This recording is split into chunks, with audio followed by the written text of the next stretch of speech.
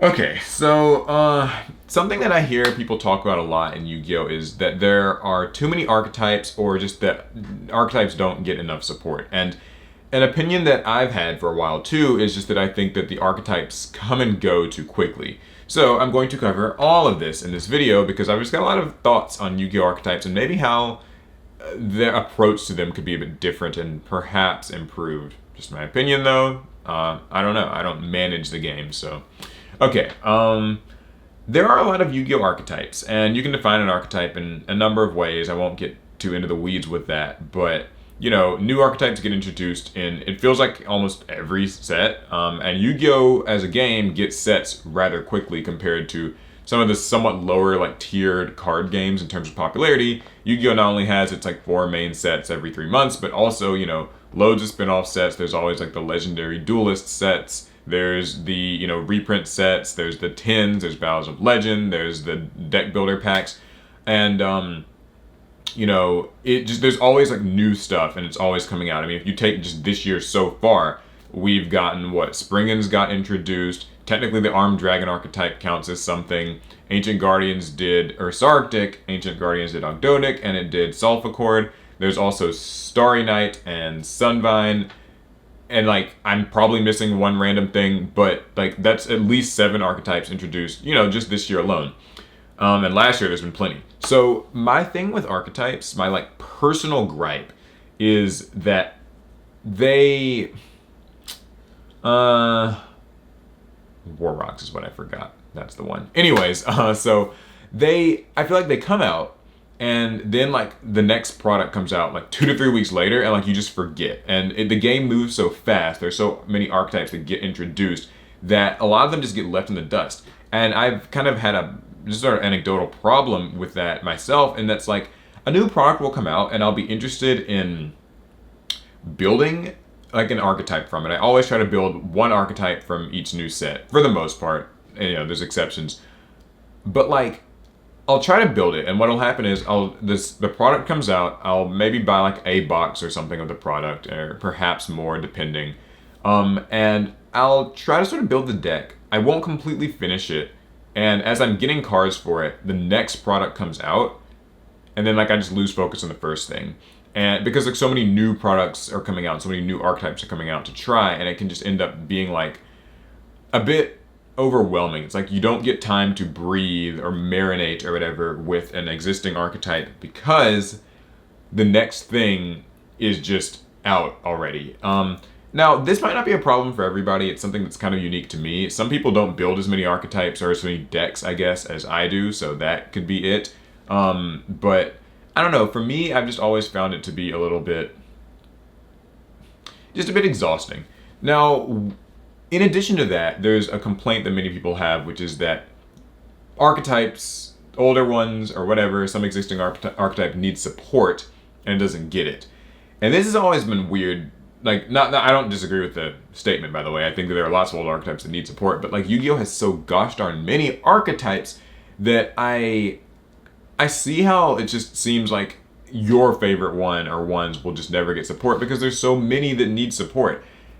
To Konami's credit, they've been doing a much better job of this in the past year. I've mentioned this before, but the last few sets, now that the Vrains era has ended and there's not as much like anime card bloat in these set lists, has allowed them to support a lot of kind of random obscure archetypes. Fableds, Wind Witches, Infernities, there's, others too that I'm probably forgetting. But, just in the last couple of sets alone, there have been things for that.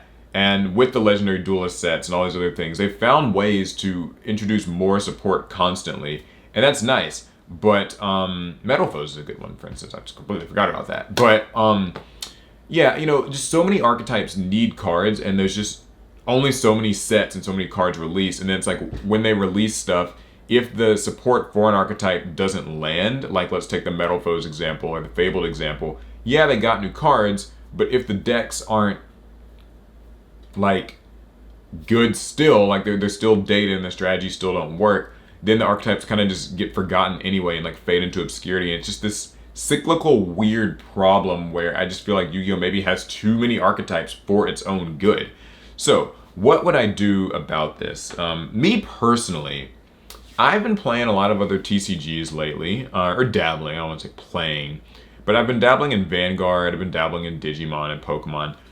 One example that I think suits this really well is Vanguard and the way that it handles its like archetypes or clans, or I don't know what they're called in that game, but basically they have like a set of like sort of clans or families of archetypes. And I think it would be interesting if Yu-Gi-Oh had something sort of similar. You could argue that that's what types in Yu-Gi-Oh are, but I would disagree. Basically, it's just a line of monsters that sort of descend into another archetype. So the archetypes are more like subgroups or sub themes of just an existing family. Maybe this is easier with an example. So let's say that I'm just gonna make up one. The Holy line of monsters is like a Yu-Gi-Oh line, and let's say it starts with those old fairy monsters, right? Like Tethys, Goddess of Light, or Archlord Christia, or those types of fairies. There's plenty of those.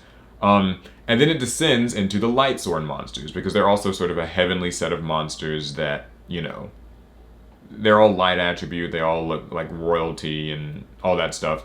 And then maybe Lightsworns descend later on down the line to like Dogmatica, because it kind of seems thematically similar in a lot of ways.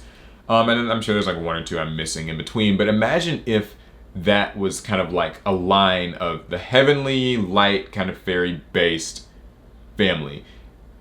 I think that could be kind of neat, because what you could do is keep a core playstyle of that like family in mind. Sort of like how, you know, in Yu-Gi-Oh! A lot of wind monsters have to do with bouncing, and like, you know, water monsters, it's those sorts of things. Fire monsters have to do with burning, that sort of stuff. That could be a neat way of organizing archetypes, and also letting people sort of know when their favorite family is getting a new sub-archetype or just a new bit of support. It's easier to track that. So like you could be interested in a product because it could tease that it's going to have more support for the, you know, Royal Fairy line or whatever. Like, this is just an example. And I think that might be like kind of an interesting way of keeping things categorized and neat and easy to follow. I don't know that it would necessarily improve the archetype support problem, but I do think that it might like decrease the need for just straight up new random archetypes that just get nothing, and instead fit them more neatly into these like pillars or categories. I feel like I explained that really badly, and everyone's gonna be like, what the hell are you talking about? But that's the gist. It's something that Vanguard does. I thought I'd point that out, and I think it's kind of neat. Okay, other things as archetypes go. I really and truly think that Konami should be releasing fewer archetypes per year. It would just be nice. Like, sometimes this stuff comes out, and like if it's not memorable, like I said, then you forget. So maybe fewer archetypes per year, and with more focus on just supporting older things, because nothing's worse than seeing an archetype you want to play and then not being able to, like, building it, but it's not good. Also, here's something that I want to highlight. I know this video is all over the place. I liked the mutant integration that they did with Phantom Rage, where basically they said, okay, mutants are a new TCG exclusive archetype, which, by the way, shout out to TCG exclusive archetypes. They're usually some of the cooler, more unique ones, so good on them. But anyway, the mutant archetype got like 14 cards, and it got all of its cards released in one set. Now, you can argue about whether or not those cards are good or bad, because, you know, the mutant strategy is clearly, it hasn't really made any impact in the competitive game, but a lot of people like the theme. I kind of like that approach to releasing archetypes, because it's like, you don't have to wait so much. I've always found that the whole waiting between archetype support cards can actually just cause you to lose interest in an archetype. There have been plenty of those. Like, I sort of wanted to build Armed Dragons, and I got all the Armed Dragon cards, but like, then I heard that Pile Armed Dragon got announced. It's like a V-Jump thing or something in the OCG. And now I don't really want to play Armed Dragons until that comes out, because I feel like I'm playing like a nerfed version of the deck, but I don't know when that's going to come out. And in many cases, archetype support gets spread out from set to set. Now, I guess the counterpoint here is they have to do that because that's what makes sets sell. They release some of the stuff in the first set, and then they release, you know, more support cards in the following sets. Dogmatic has been like that. Tri-Brigade has been like that. It's been a thing in Yu-Gi-Oh! For ages. So it's, you know, it makes sense to sell a product, but I don't know. Sometimes I think that archetypes that aren't going to get a lot more support should at least get all their support in one, in its initial. I don't know. Maybe that's a bad idea. I'm not really sure. Because, like, I like when deck builder sets come out, for instance. I like that the archetype releases with just that, like, everything you need for that archetype. Whether or not the archetype's good is different, but, like, I mean, it just releases with everything. You can get it all in that set. And then down the line, they'll get 1 or 2 new support cards in main series sets, but it's never anything, like, super transformative, just something that's helpful. Like, I think that's pretty cool. But I don't know. It's a complicated topic. I'm not really sure. I feel like I'm just like sitting here blabbering at this point. So I've probably contradicted myself a gazillion times. I get it. It's the nature of like just Yu-Gi-Oh and how I think about it. Because I like that Yu-Gi-Oh is creative with its archetype themes, and I like that there are options to pick from. But sometimes I just feel like there's so many, and it's just hard for them to all get support and all feel memorable and stuff. So I don't know. I'm not really sure what the solution is. But that's my video on it, so you guys can let me know down in the comments. As always, I really do like to hear about this stuff. What do you think would be the best route like forward for Yu-Gi-Oh concerning how like archetypes are managed and handled? Are there too many? Are there not enough? I think that's not true, but you know, what's the best way to deal with that? Because I don't really know exactly what it is. I just know that I think there should be fewer, and I think they should support existing stuff more, but I don't know. All right, let me know what you guys think. I'll see you guys in the next one. Pass turn.